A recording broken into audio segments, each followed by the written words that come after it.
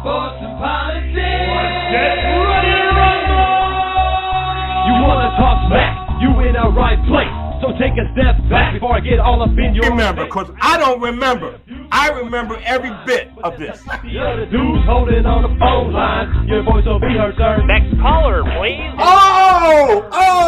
Jerry's gonna get him. Fantasy sports and politics. Fantasy sports and politics. Fantasy sports and politics. Fantasy sports and politics. Listeners are asking questions about this week's games, not Jerry's personal beef. So what's your thought?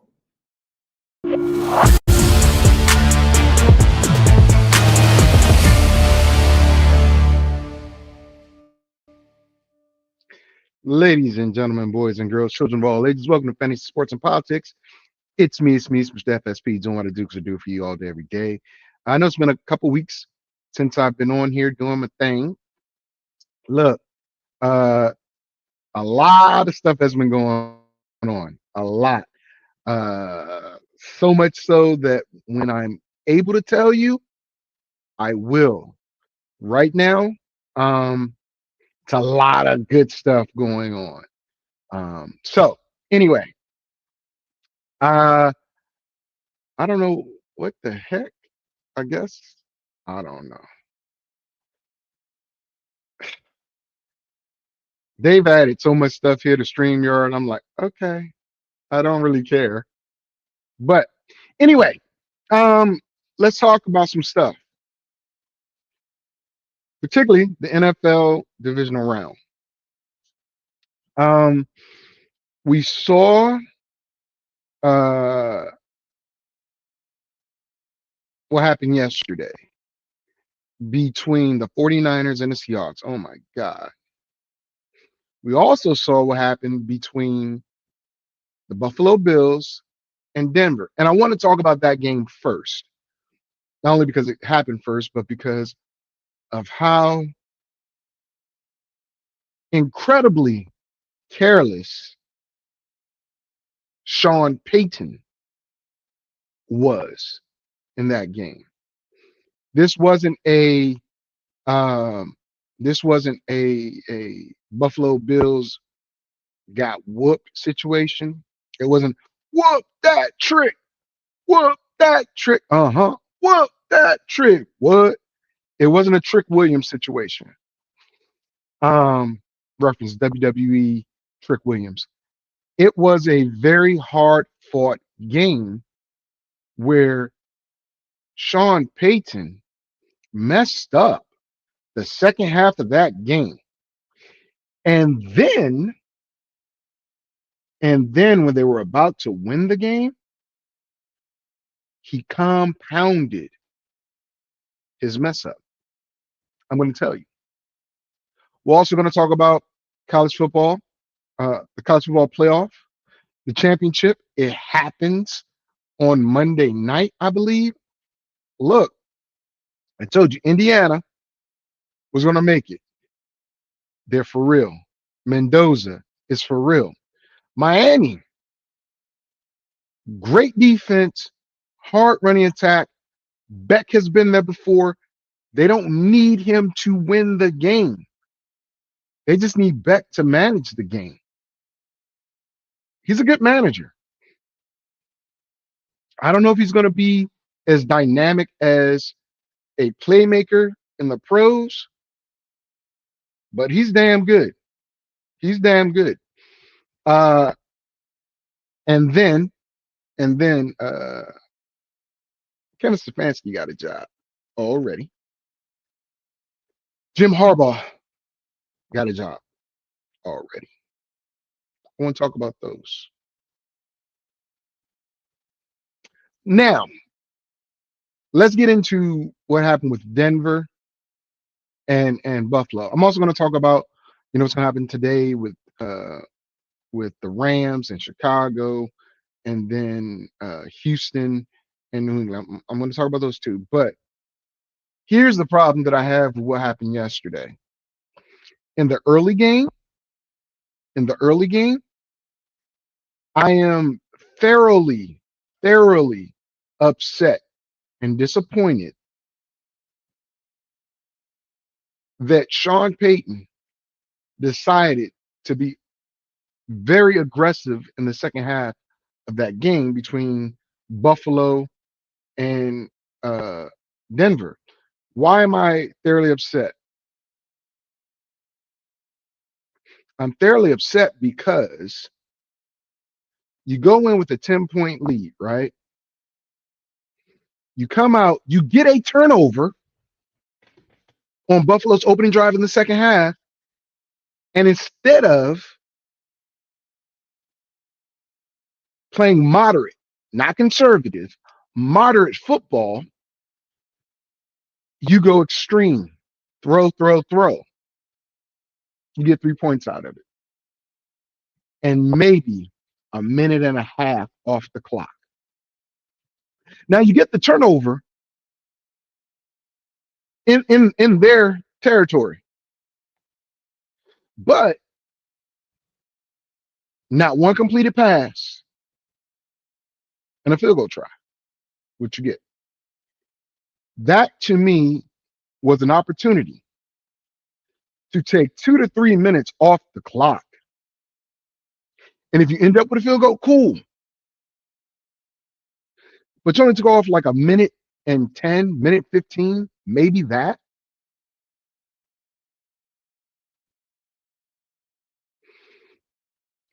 With that being the case, Buffalo goes downfield next possession and scores a touchdown. So now the momentum is moving, right? After you guys exchange a few turnovers, Buffalo's crept back into the game to the point where they take the lead. It is now 24-23. A complete change. It was like, we're not going to run the ball. We're going to put it in the hands of Bo Nix and the receivers. You already lost one receiver, and I believe a lineman or a tight end. I can't remember which one it was. I think it was a lineman. And instead of running the ball and playing field position, your receivers were not catching the ball in Denver. They just weren't. Mims caught the most. I'm not sure why Sutton was only targeted like 4 times, especially with the receiver going down early. And Buffalo only had 4 receivers. They used to have them tight ends, though. So that was malfeasance number 1. Let them get back into the game. Ultimately, you guys go in overtime, Denver and Buffalo, and exchange turnovers. Questionable one with Brandon Cooks and Tillman. Questionable, but it happened. So after that, you guys get the turnover. You run Bo Nix on a power to the left instead of handing the ball off to the running back to do it. It is thought that on that last run to set up the game-winning field goal, that Bo Nix did that power run to the left is when he broke his ankle. If you look, after Bo Nix gets up, he's wincing, he's limping a little bit on that ankle. Luckily, they didn't have to go into an additional, hey, they missed a field goal, defense gets the ball, offense gets the ball back, because he wouldn't have been able to finish. Adrenaline is a mug. It is a mug, but a season-ending broken ankle. I get it's only 2 games left, but it's like 3 weeks left. So, and that's your starting quarterback if you go to the Super Bowl. But the crazy thing is, after that quarterback power run to the left, they then hand the ball off to the running back the next play. Why not just hand it to him twice? Or have Bo Nix move the ball to wherever, Lutz wanted it and take a knee.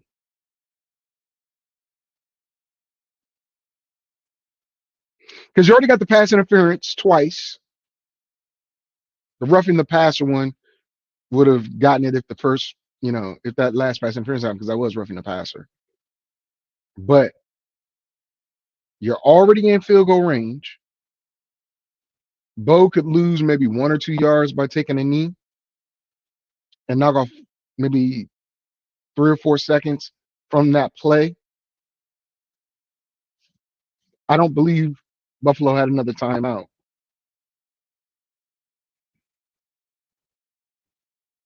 So now Denver wins the game. They're going into the AFC Championship game without their starting quarterback. Jarrett Stidham is going to start the AFC Championship game. Now, I talked to a couple of Bronco fans, and they're like, well, Denver's high on him, and, he could be the next Nick Foles. No, we can't. Stidham is not Foles. Foles versus Stidham, career-wise, take out the Super Bowl, Foles was better, period.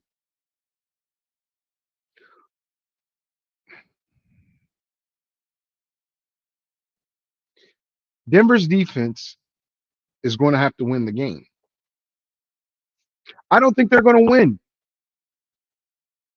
Period. I know the championship's going to be played in Denver. So you got the home field advantage. Denver needs to hope and pray that Houston wins the game. Because Houston has some offensive problems. But their defense,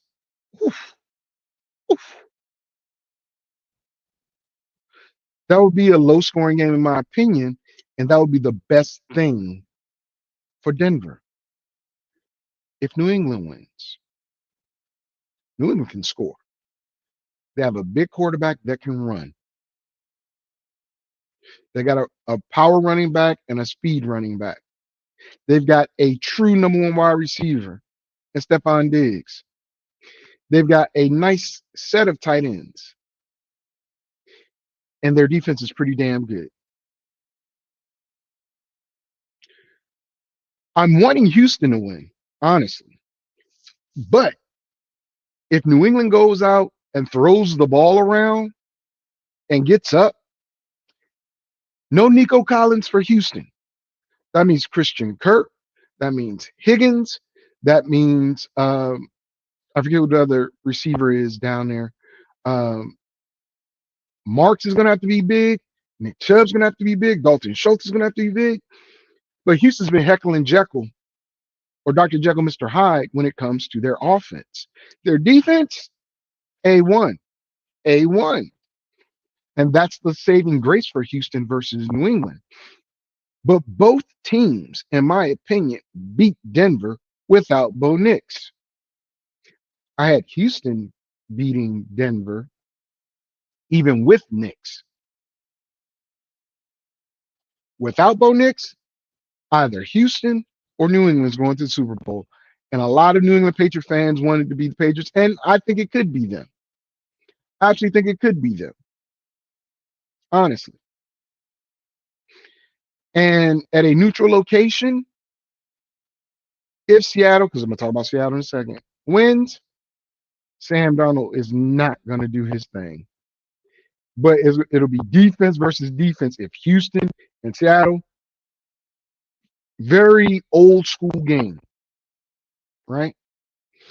But that's why I'm putting Sean Payton on blast, because whatever his offensive game plan was coming out in the second half, it let Buffalo get back into the game because they didn't control the clock, right? And then to run Bo Nix on these last couple plays to get in position for the field goal. No, that's when reportedly he broke his ankle. That's why you have running backs to let them do that. Or have him move around and take a knee. Not anything else. I'm sorry. Nope, not gonna have it. But then that goes to what happened last night between Seattle and the 49ers. I lost a lot of money. I'm not gonna lie. I lost a lot of money on the 49ers last night, man. But I did not expect a 34-6 beatdown or whatever the final score was. When Rashid Shaheed returned that opening kickoff for a touchdown, I said, oh no, not a good sign. Not a good sign. Kyle Shanahan, I got to give you a malpractice charge as well. On 4th and 1, I get it. Had they not awarded the timeout to Seattle the first time, you get the first down, maybe a different story. But after seeing the replay, the head coach did ask for the timeout before the ball was snapped, so it is what it is. But to run a trick play in the form of the option to the short side of the field on 4th and 1 with your fullback and your halfback, no.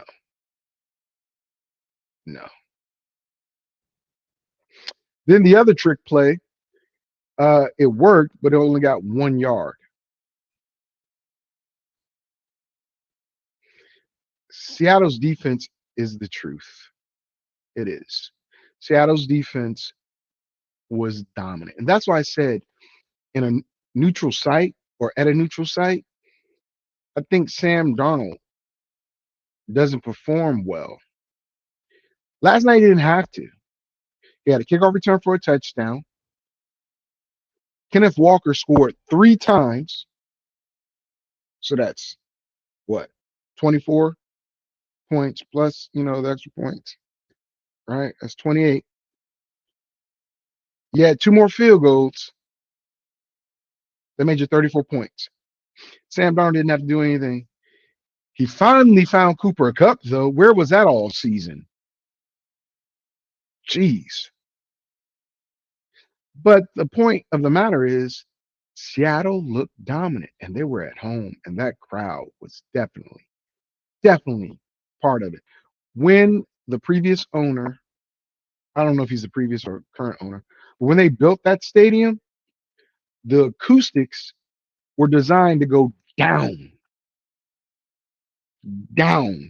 and they do. And you could hear it on, on the broadcast. Woof, tough place to play, man. Tough place to win, especially when they're up and the defense is just killing you. But I don't think Seattle goes to the Super Bowl. Now, I know the last time they were number 1 seed, they went to the Super Bowl. I think the 2 times they were the number 1 seed, they went to the Super Bowl. Won 1, lost 1, if I'm not mistaken. Right? Wild times, man. Wild times. That brings me to today's game. I already talked about Houston and New England. I really want Houston to win, but if New England gets out to a frenetic pace, New England's going to win that game. I'm rooting for Houston, picking New England. On the NFC side, the Rams go into Soldier Field, and the Bears are beatable. They are very beatable. They have lulls. The thing is, can the Rams capitalize on those lulls? outside, cold weather.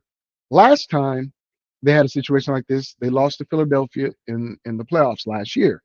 Um, Kyrie Williams fumbled the ball uh, at one point, and I believe I believe Sam Bradford missed Cooper Cup, who was open for a first down or whatever the case may be on a fourth down play.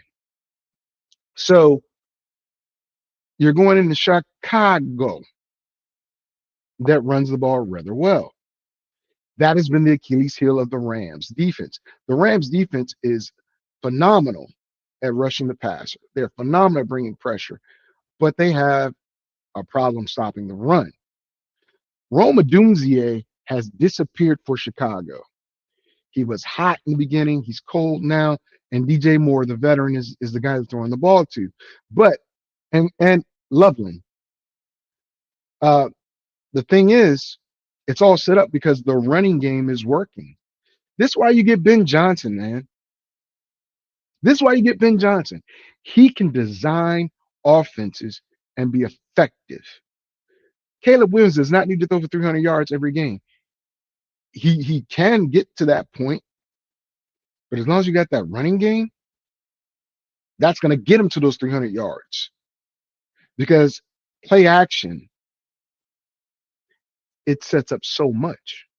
And Caleb Williams looks like a totally different quarterback under Ben Johnson because of coaching, because of his coaching, not because his talent just now developed or the system is good. No, it's the coaching. The play calling, absolutely. But Ben Johnson is treating Caleb, or reportedly have been treating Caleb, not like a superstar, not like a number one overall pick, but a guy that has a lot of responsibility and not living up to it. And he made the public know that. You might say, Vic, you dogged out Cam Ward for doing that with the Titans, but you're praising Ben Johnson for doing it to Caleb in Chicago. Yes, a head coach, the offensive coordinator, saying what needs to be fixed, not calling the players garbage or ass, but saying they need to be fixed. Speaking of fixed, one of my cats want to come up here. Is different. Stop, Coda. Okay. All right. My cat just walked in front of my monitor. Whatever. Anyway, is way different than a player, a rookie player at that, spouting off at the mouth. But the fact that Chicago has a real chance at going to the Super Bowl this year is speaking volumes to the coaching. Dennis Allen, not a very good head coach, excellent defensive coordinator. Problem is, he's charged with stopping Puka Nacua, who led the league in receptions and yards, even after being hurt for like a couple weeks. Devontae Adams led the NFL in touchdowns, even after missing at least the two games of the end of the season, but maybe one or two during the regular season. He probably only played like 13 games. I got to look at the stats. I don't know right now, but you got to stop that. Plus, I believe Blake Corum is playing, who's the backup, and eventually he's going to get that starting job, dude. He's a monster as long as he stay healthy. And Kyren Williams. Not to mention Matthew Stafford. Who knows the Bears? Maybe not these Bears, but he knows how to play at Soldier Field. He doesn't have a winning record outdoors in the winter against the Bears, I'm just saying. But he knows how to get it done. Older Matthew Stafford versus younger Matthew Stafford. Upside, more wisdom. Hopefully be able to get rid of the ball quicker and not put it at risk as much. Younger Matthew Stafford, gunslinger, no fear, everything to don't even care. But that can be a problem too. So you need a mix there. But you have the players to do it. And as I said, Chicago, they have lulls. They play with lulls. They're hot in the beginning, cool off, and then fourth quarter, turn the magic on. Right? If the Rams can stay consistent quarter after quarter after quarter after quarter and score 7, 10 points, you're going to find out that the Rams are going to go to Seattle. The NFC West has been by far the best division in all of football this year. You might say, well, what about the Cardinals? Yes, the Cardinals were the stepping stone for everybody. I think they were 4 and 13, but all the other teams had 12 and up wins this year. Think about that. San Fran, Seattle, Los Angeles, all three had 12 or more wins this year. And they played each other twice. So, and I don't think they had a weak schedule because San Fran had to play who? They had to play KC. They had to play, well, KC had problems here, but still, KC. They had to play the AFC West.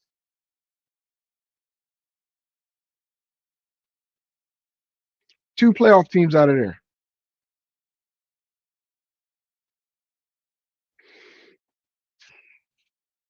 So I'm going to predict the Rams and Seattle in the NFC.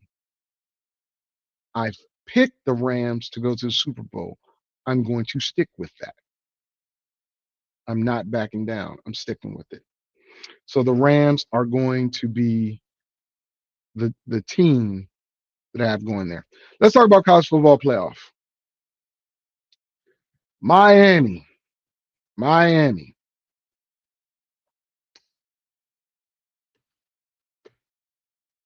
I touched on it at the top of the show, and let me explain a little more. This is going to be close to an NFL type game. Here's the story. I think 7 or 10 5-star recruits are at Miami. None at Indiana.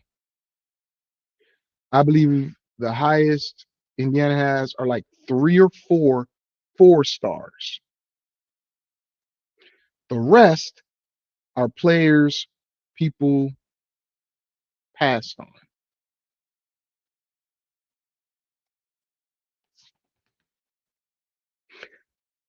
Miami plays in the ACC, not a very good conference, but Mario Cristobal has them boys playing, and they have a strong defensive team. They run the ball. I've gotten to a couple of online conversations, that's what I'm going to call them, about how, Cam Ward didn't have this defense. Otherwise, would it? Look, man, Cam Ward scored a lot of points, right? But he also decided he wasn't going to play in a bowl game. And you saw what was left of that team, offensively and defensively. I think he and maybe one other person made it through the season on an NFL team. Some players were drafted, but eventually cut. So I get the viewpoint that people said Cam didn't have a defense. I get that. I'm not debating that. What I'm saying is Miami is a well-rounded team. They can beat you physically by running the ball. down your throat, through the air if Beck has to throw, because he can throw and he makes decent decisions, but you don't want him to be the guy because you want the defense to win the game. You know, Jason Taylor's down there, right? I believe he's the defensive ends coach, and I'm not sure if his son um, is a tight end or whatever, but he's there too, right? But Indiana has got a squad, a squad. Indiana plays a team style football. They've got 6'2" receivers and a quarterback, Mendoza, that can get them the ball. Makes decent decisions, right? He throws within their radius. Might not be the best accurate quarterback, but he is damn good, right? Hold on. Hold on. You know what? I'm gonna answer this question as soon as I finish talking about Miami and Indiana, because this actually goes into the head coaching hires as well, Pooney or James Hemsley. So this question goes into that too. So give me 1 second, okay? Indiana plays team ball and does what they do. They don't care about being stars. I think Indiana's going to win the game. Honestly, I do. Now to this question: are we giving Josh Allen the same energy as they've been giving Hurts, Lamar, and Burrow? And by that he means not being able to do whatever it is to get to the bowl. Joe Burrow got to the Super Bowl. He did. I think his second year in the league. But he hasn't seen it since because he's been hurt all the time, right? Josh Allen getting the same energy? Probably not. Probably not. Because Josh Allen keeps doing what he's trying to do, but he's playing hero ball and he had a couple turnovers, right? People want to fire McDermott. I don't think it's McDermott either. I think it's Brandon Beane, the man who's the GM of the team.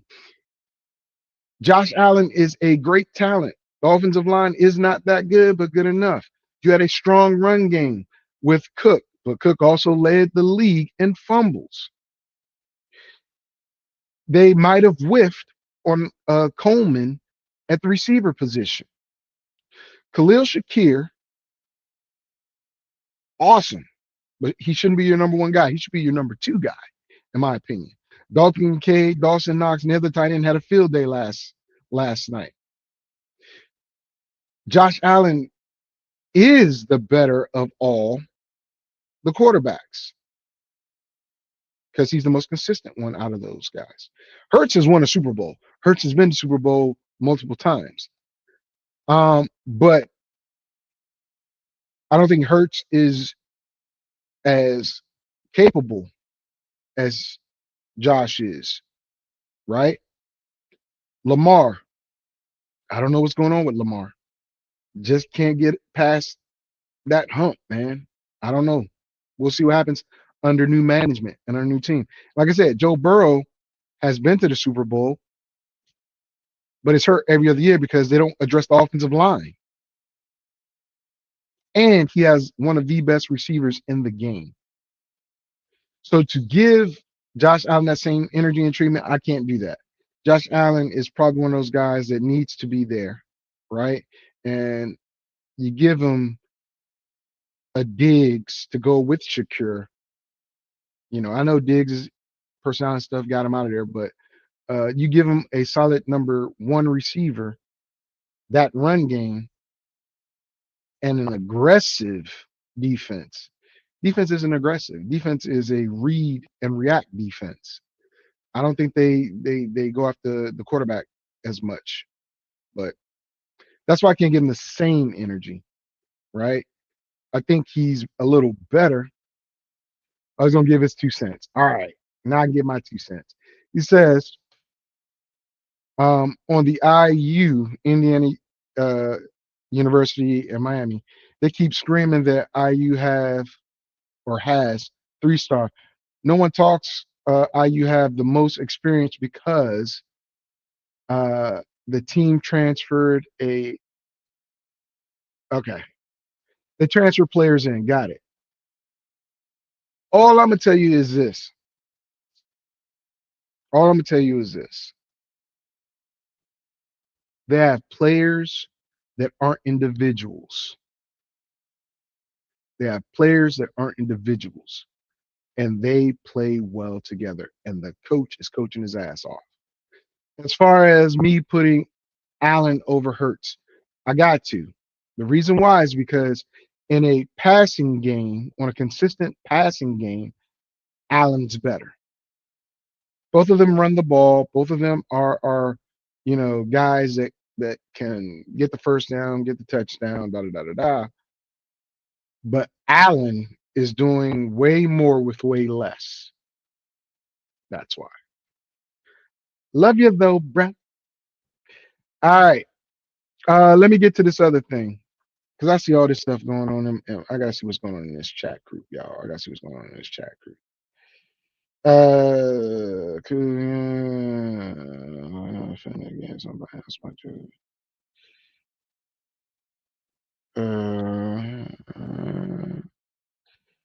One second, guys. 1 second.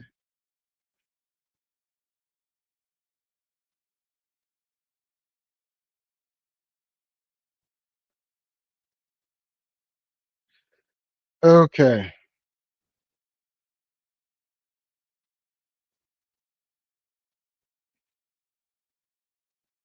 I'll read this other stuff that's going on in a minute. I'll read it in a minute. I ain't got time. With that being said, Pooney, thank you for those comments. And I know you want your Bears to win. Hold on. How's he doing more with less? And he made it to the playoffs the last 8 years. Josh, okay. We want to have a conversation, right? Josh Allen, Jalen Hurts. Buffalo Bills, Philadelphia Eagles. Philly has had Saquon the past couple years. Philly has had A.J. Brown for the last, 3-4 years. They've got Smith, right? They got Goddard, right? They've had a very stout and strong defense over the past 6 years. Philly has gone to the Super Bowl twice, right? Or 3 times, 2 or 3 times, and they've won 1. Josh Allen, best receiver he's had his entire career. Stephon Diggs, that was for 3 years. Amari Cooper, washed. Never should have been. He didn't even, once they got Amari Cooper, after the first game he played, he was like the 3rd string receiver or the 4th string. There were times he didn't even play after they traded for him. Running back, Cook, the past 2 years has been decent. This year, phenomenal.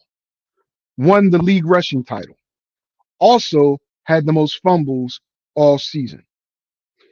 Offensive line in Philadelphia, one of the best in all of football. Offensive line in Buffalo, not one of the best. I would say middle to lower tier offensive lines in football. Defense, Vic Fangio, even before Vic Fangio, Eagles defense was pretty damn good. They had like 4 or 5 guys people knew from their play. Buffalo, you only knew like maybe 2 players, Milano and maybe Pryor. Then they got Bosa last year. Can't stop nobody. That was the problem. Buffalo could score, but their defense couldn't stop anybody from scoring. Philadelphia, their defense was stopping people from scoring. Special teams. Philadelphia, Elliott has been consistent. over the past 6, 7 years for the Eagles. Buffalo, what, 4 or 5 kickers in the past 3 years? So I'm telling you, Josh Allen did more with less, even though he's never made it to the Super Bowl. He's made it to the AFC Championship game several times, granted lost, but Philly has been built to win. Buffalo has been built to compete. Two different ways, two different things. Buffalo is like, all right, now that Tom Brady's gone, we got a shot at winning the division. Philadelphia, we don't care about Washington. We don't care about Dallas. We don't care about New York. Our goal is to win a Super Bowl. See the difference in priorities? How the teams were built? Buffalo wants to go to the Super Bowl, yes, but they were built to win the East and compete. Philly was built to win the NFC East and win a Super Bowl. That's what I mean. Allen has done way more with way less. That brings me to, if you put Jalen on a different team, does he have the same success? Depending on the coordinator. You put Jalen on Chicago with Ben Johnson, hell yeah. You put Jalen on the Cardinals, maybe not. Because Jacoby Brissett, it's just the height thing between Kyler and Jacoby, right? Jacoby is a journeyman, right? His talent wasn't better than Kyler, but his decision making was, and his height got him to see the entire field. Jalen has the height, Jalen has the arm, Jalen has the mobility, and maybe he succeeds there. But you put Jalen in Tennessee, no. You put Josh in Tennessee, probably not. But I guarantee you, Tyler Lockett doesn't ask to be released. Your number one receiver doesn't sit on the bench for most of the game and come in on situations and then ultimately goes to IR.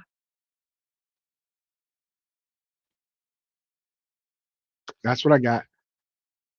And you say, sounds like excuses for a team that went to the playoffs 8 straight years, but not once made it to the show.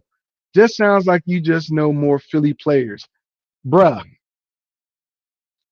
I name your players too, whatever. But my point is, and this is just my point, Philly was built to win a Super Bowl, and Buffalo was built to win in the East and compete. They weren't built to beat Kansas City. I don't care what you tell me. The makeup of that team is not built to beat Kansas City. It's more like Cincinnati. Cincinnati is built to compete with Kansas City, but not stop Kansas City. T. Higgins, Jamar Chase, Joe Burrow, Chase Brown, decent all-stars, right? All-star lineup on the offensive side of the ball, but nobody's protecting them. Nobody's making those holes for Brown. That's why Joe Burrow is hurt every other year and wins comeback player of the year every other year. They don't have enough money to build up that defense, and they don't draft the best defensive players. When they do, they leave because they're not getting paid, right? The one time any team outside of the Chiefs has gone to the Super Bowl in the past 6 years, it was Cincinnati because they beat the Chiefs to make it to the Super Bowl. No. They beat the Chiefs in the playoffs. Then they beat Buffalo to go to the Super Bowl because they outscored them. Not that they stopped them. They just outscored them. There's a difference. Buffalo's built to outscore you, not to stop you.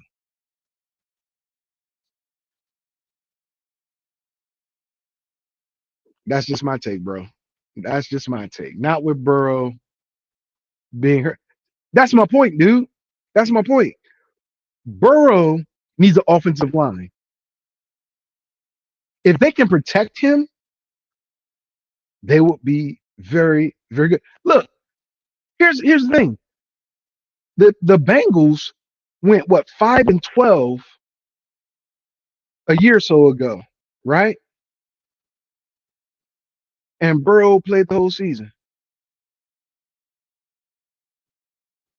They scored more than almost 30 points a game.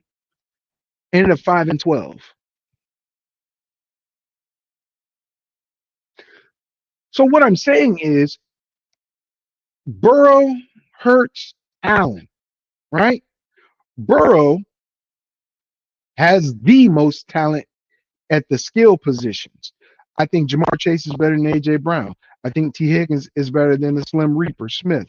Now Saquon is better than Chase Brown. I think Burrow's better than Jalen. Even though Jalen brings the mobility aspect, they want to keep him in the pocket. And I get it because you got weapons. Dallas Goedert is better than whatever tight end they got right now in Cincinnati. But Philly's defense is way better than Cincinnati's defense. That's why Philly has an opportunity to go places and do things. Buffalo, not enough on the defensive side of the ball. Just not enough. Point blank. But that's my thought. We'll see what happens. But if you want to, compare Jalen Hurts to the top quarterbacks, is he a top quarterback in the league? Yes. I believe so. Is he better than Josh Allen? No. Is he better than Lamar? That's the question you want to ask. I know you, though. You're like, don't do black on black crime. I got it. I'm not doing black on black crime between, Jalen Hurts and Lamar Jackson. Jalen Hurts is different but the same. Different in the sense that he utilizes all of his weapons. Lamar doesn't. Lamar loves his tight ends and Zay Flowers, right? Bateman, Hopkins, and all those guys, they're like spare parts. He used to love Mark Andrews, but then he fell in love with Isaiah Likely, right? Jalen has Dallas Goedert, but he also throws the ball to everybody else. But they both have unique skill sets. Jalen can take a pounding and stay healthy. Lamar can't. When they had him go to like 215, 220 pounds, he came back the next year. He was like, I can't do that. But that's when he had his MVP year, when he was 220, his second MVP year. But he likes being smaller, and I can't knock the man. His body, his health. But playing that position, you got to be a little stocky. Have a thick base and a nice upper body because you're going to get hit a lot. All right. No, on paper, Lamar is better, but on the field, Hurts is better than me. I agree with that. This is what James says. He says, no, on paper, Lamar is better, but on the field, Hurts is better. I agree. But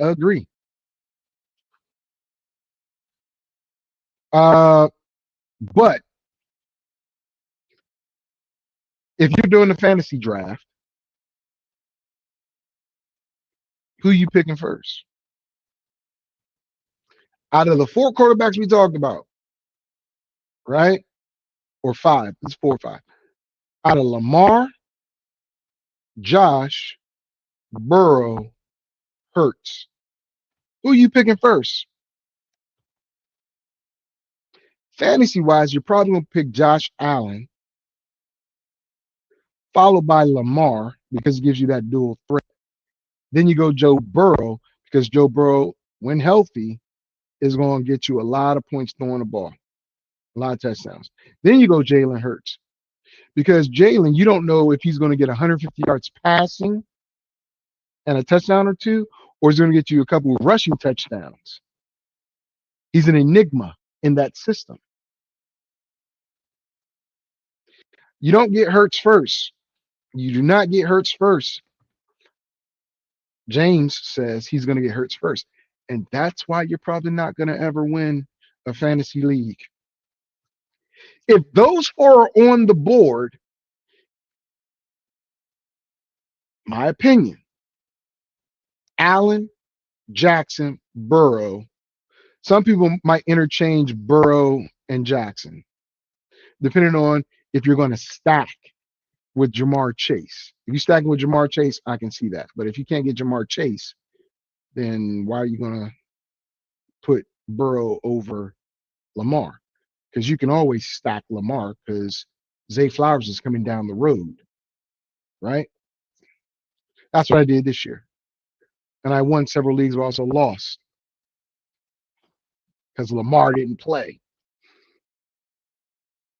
How can I put him in the conversation? Because when he's not hurt, he's still one of the best quarterbacks in the league. It's okay. This year was hurt. Watch what he does next year. Watch. I'm telling you. He's going to throw for over 5,000 or close to 5,000 yards. He's going to get about 30-something touchdowns because he's not going to be hurt. But Cincinnati needs to invest heavily in a left tackle, left guard, right tackle. I think the center's okay. But that goes into my next topic. And thank you so much, James. You know you're my man, 50 grand. But let me see what you think about this. And whoever else is watching. The New York Giants get Jim Harbaugh. Arguably the best position available. Oh, we can bet on it. Bet on Joe Burrow? What are we betting on? Let me know what we're betting on. But Jim Harbaugh goes to New York. Arguably the best situation. I would probably say Pittsburgh. But they're not going to interview him, especially as an in-division rival. Craziness, right? Like all the coaches. Here's the thing, Pony. Here's the thing. All the coaches in the AFC North have been fired or stepped down, except for Cincinnati's.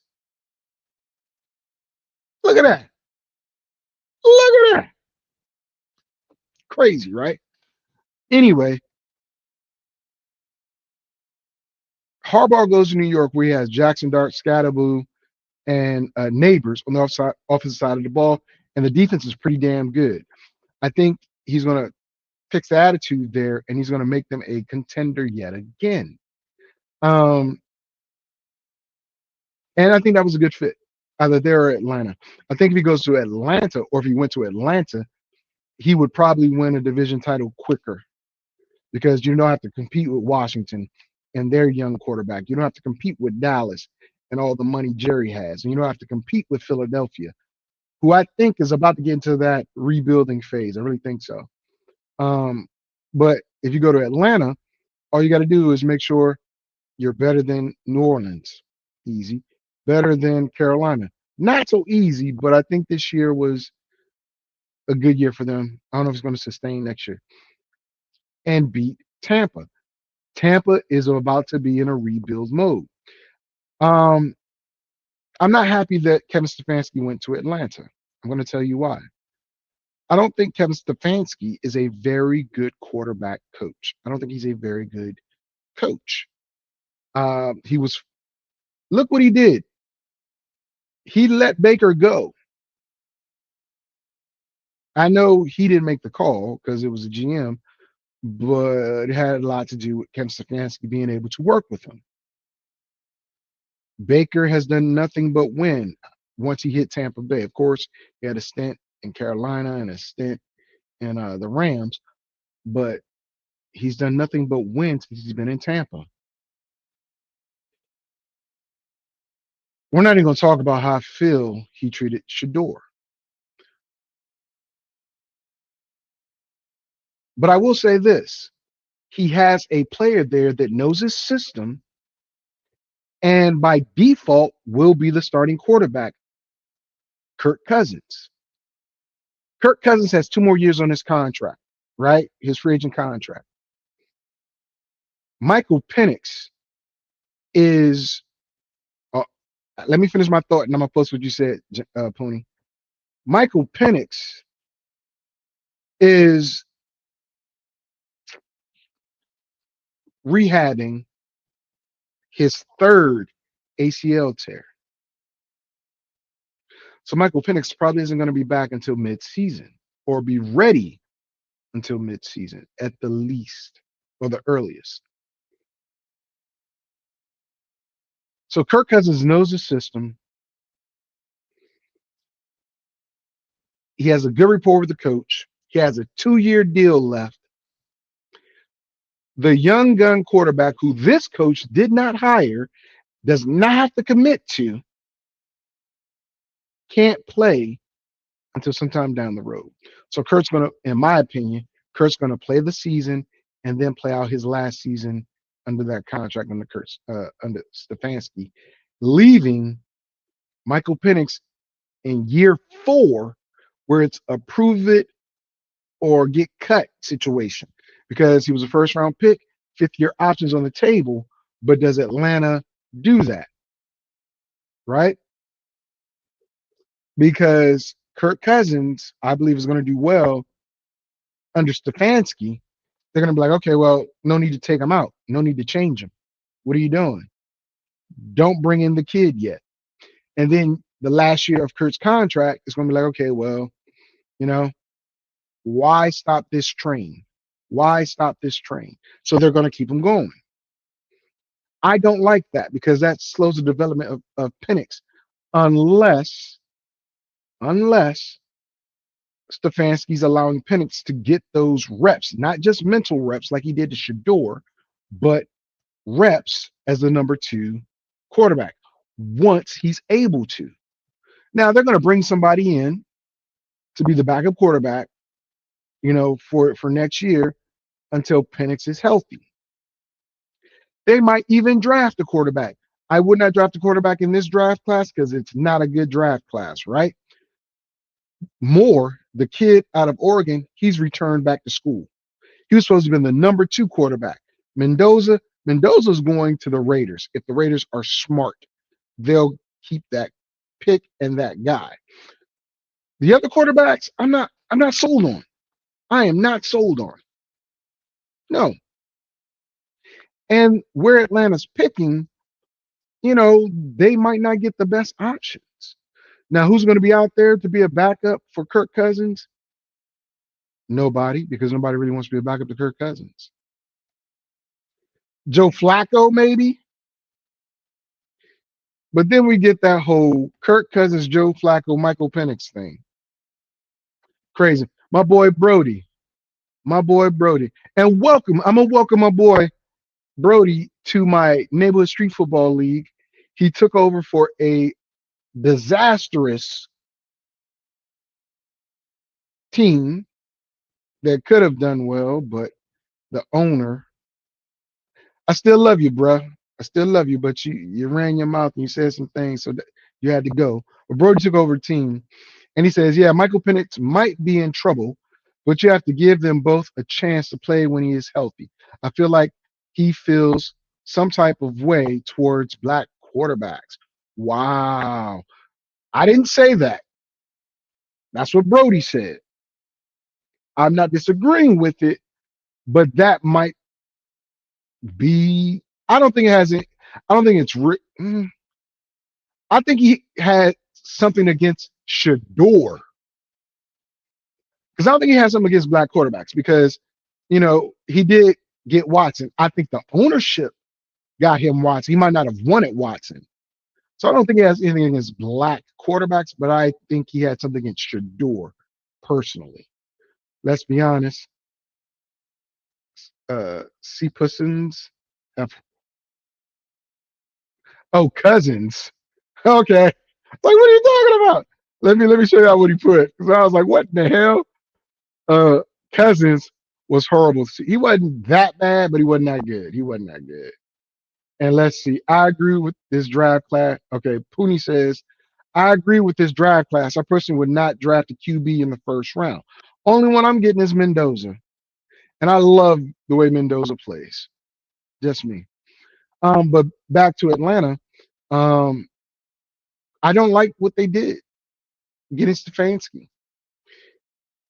It's that Cousins connection, though, that's keeping him there. Honestly, I would have loved to see Mike McDaniels there.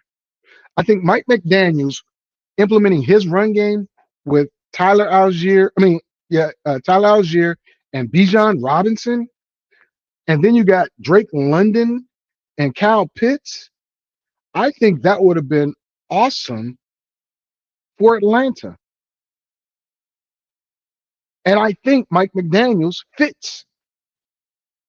He fits there. And you keep the defensive coordinator because the defense started to come on at the end of the season. I don't know what happened middle of the season. Don't know where they blew leads and stuff.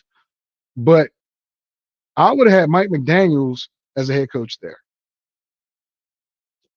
Utilizing those two running backs? Hell yeah. But we'll see what Kevin Stefanski does. I don't think Atlanta's going to be happy. That's just me. Just me. But with that being said, that's how I feel about those hires. Where we have it was a total of 9 coaching vacancies, 3 of which, so a third came from the AFC North, right? Cleveland still needs to find a head coach.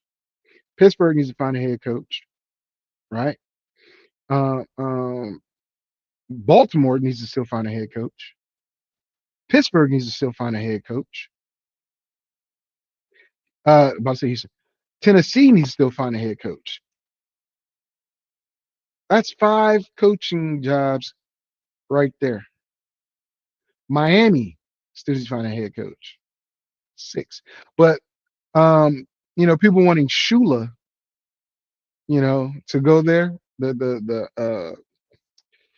The defensive coordinator for the Rams, last name, family, might get that job. The name alone packs the stadium. The name alone, right? And if he brings that defensive mindset to Miami, we'll see. We'll see. This right here, where is Eric Bieniemy for head coach? Oh, he with the Bears. That's right. He's with the Bears because I think Eric Bieniemy could be a head coach, but he's not. How can I say this? He's not refined enough, meaning I don't think he's willing to placate an owner or a general manager. I think Eric Bieniemy is going to tell you straight like it is, no matter if you're an owner or a general manager. And to me, as a coach, I like that. But as the head coach, you're going to have to do some of that because the owner and the general manager really control your fate. And if there's a president of a team, that's another person like Matt Ryan,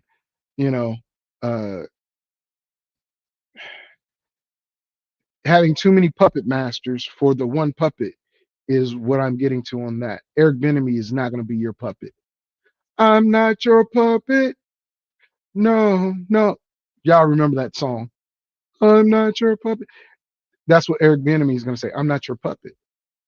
Go on with your bad self. I'm not your puppet. So I don't think Eric Bieniemy is going to be a head coach in the NFL unless people start saying, all right, he's willing to bend a little. I don't think he is, though. That's just me. So we talked about those. We talked about that.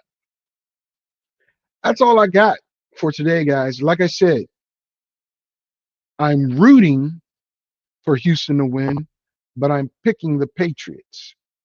I'm rooting for the Rams to win, and I believe the Rams are going to beat the Bears. Bear down all you want. But with that being said, I appreciate everybody for tuning in. I want to thank my homie, my frat brother. He is my brother for real. James Hemsley for chiming in, even though he's a loyalist to Jalen Hurts. I want to thank my boy Brody. Welcome to the league, Brody. We're looking for one more person to join my fantasy football league. I do a little house cleaning this year. Hopefully, I don't have to do any more house cleaning. But we'll see what happens. Need one more person. We'll get it done. I want to thank who else came on here today? It was Pony all the time. It was Pony. It was Pony. It was Pony. All right. There's a new comment. You mother.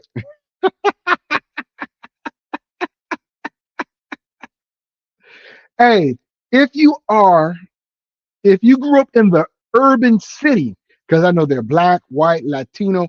If you grew up in the urban city, you need to get this game of acronyms.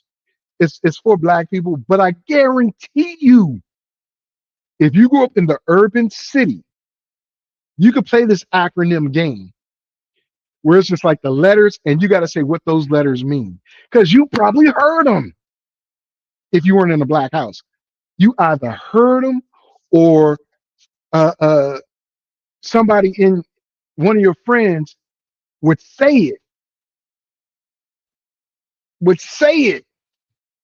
Oh man, it's so much fun. So much fun. Anyway, I want to thank you all for tuning in. I appreciate you. Next episode or next show, I hope to have some really, really big news for you.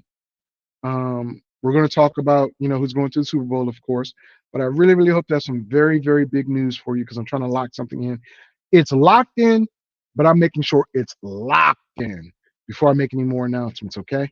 But I want to thank you all. I appreciate your time, and peace unto you. I'm out.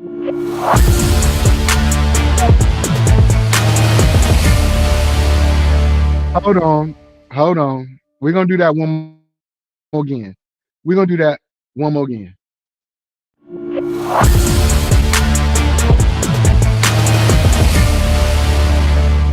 Fantasy, sports, and politics. Get ready to rumble! You wanna talk smack? You in the right place. So take a step back before I get all up in your Remember, because I don't remember. I remember every bit of this. The other dude's holding on the phone line. Your voice will be heard, sir. Next caller, please. Jerry's gonna get him. Fantasy, sports, and politics. Fantasy, sports, and politics. Fantasy, sports, and politics. Fantasy, sports, and politics. Listeners are asking questions about this week's games, not Jerry's personal beef. So what's your thought?